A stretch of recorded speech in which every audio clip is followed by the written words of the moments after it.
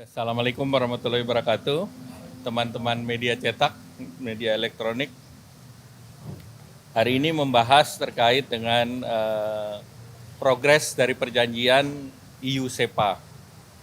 Tadi kami laporkan bahwa ada 21 isu yang menjadi pembahasan dalam EU-SEPA, yaitu terkait dengan perdagangan, terkait dengan BUMN, terkait dengan government procurement, kemudian trade and sustainable development, mengenai investment court, rules of origin, technical barrier, fraud, energy, dispute settlement, property right, dan termasuk custom, sanitary, phytosanitary, mengenai karantina, SMEs, dan economic cooperation dan capacity building. Ada 21 isu. Nah, pembahasan Indonesia sudah masuk dalam ronde kelima, perundingan ke-15. Dan perundingan ke-15 ini sedang berlangsung hari ini di Yogyakarta. Tadi kami laporkan bahwa isu strategis yang pertama terkait dengan government procurement atau pembelian pemerintah. Nah, tentu mereka meminta agar pembelian pemerintah secara terbuka, dan Indonesia mengusulkan bahwa kita akan menyiapkan positive list, mana barang-barang yang kita bisa berikan untuk akses daripada internasional.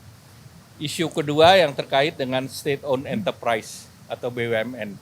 Nah, posisi Indonesia mengatakan BUMN ada yang mendapatkan penugasan khusus, itu mereka bisa terima, dan yang tidak mendapatkan penugasan khusus, kerjasamanya diminta untuk tidak diskriminasi, dan untuk yang bersifat komersial berdasarkan business to business. Nah, ini sedang kita dalam perundingan juga. Jadi artinya kita memberikan akses kepada BUMN yang sifatnya komersial terkait dengan bea keluar.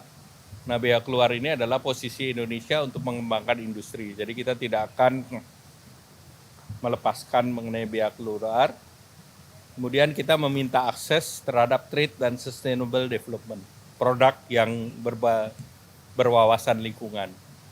Nah, di sini Indonesia menekankan bahwa pentingnya standarisasi, seperti untuk furniture SPLK, untuk kelapa sawit ISPO atau RSPO. Jadi kita minta Eropa membuka pasar lebih besar untuk itu.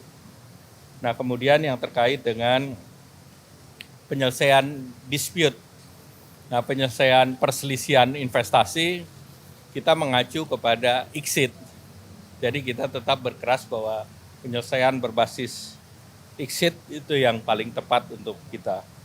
Nah, mungkin itu yang menjadi isu daripada SEPA dengan EU. Diharapkan kalau 5 isu ini bisa selesai, maka di akhir tahun ini EU-SEPA bisa diselesaikan. Tinggal satu perundingan lagi.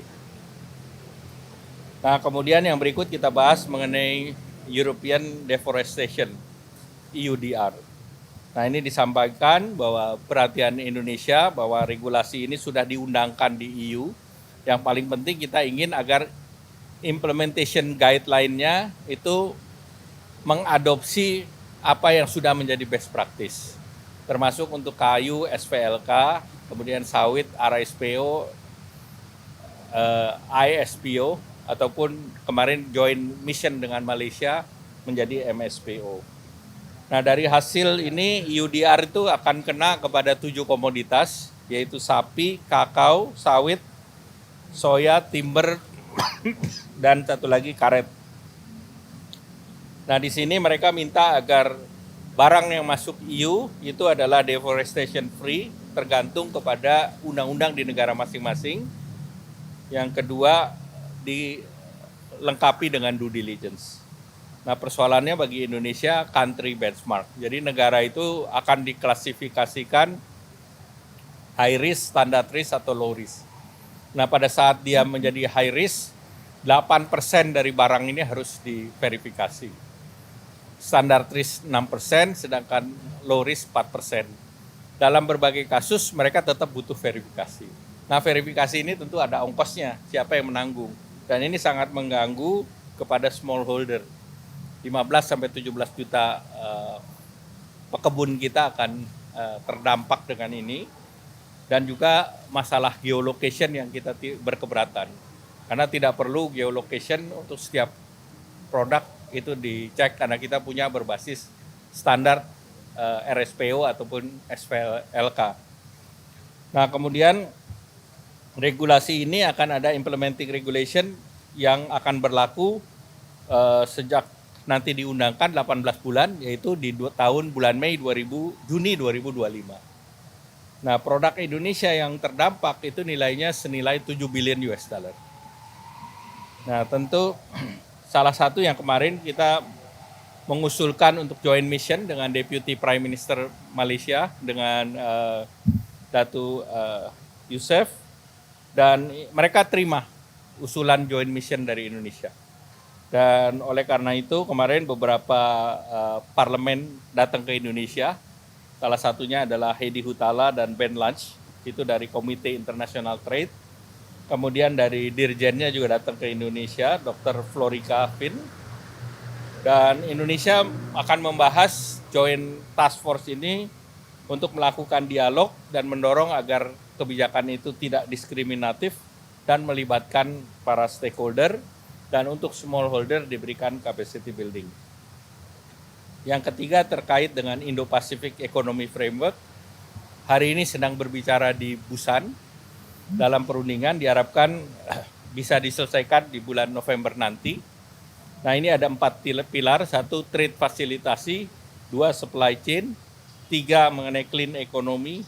Dan 4, mengenai fair economy. Nah, di dalam perjanjian ini Indonesia memasukkan mengenai critical mineral di pilar 1. Sehingga tentu harapannya dengan critical mineral masuk dalam pilar 1, produk Indonesia yang berbasis nikel bisa masuk ke pasar Amerika, masuk bagian dari supply chain otomotif. Itu mungkin yang saya ingin sampaikan.